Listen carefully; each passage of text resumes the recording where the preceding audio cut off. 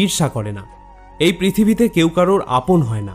মৃতদেহকে শ্মশানে নিয়ে যাওয়ার পর আপনজনরাই জিজ্ঞাসা করে আর কতক্ষণ সময় লাগবে। জীবনে দুঃখ পাওয়াও জরুরি, না হলে সুখের গুরুত্ব অনুভব করা যায় না।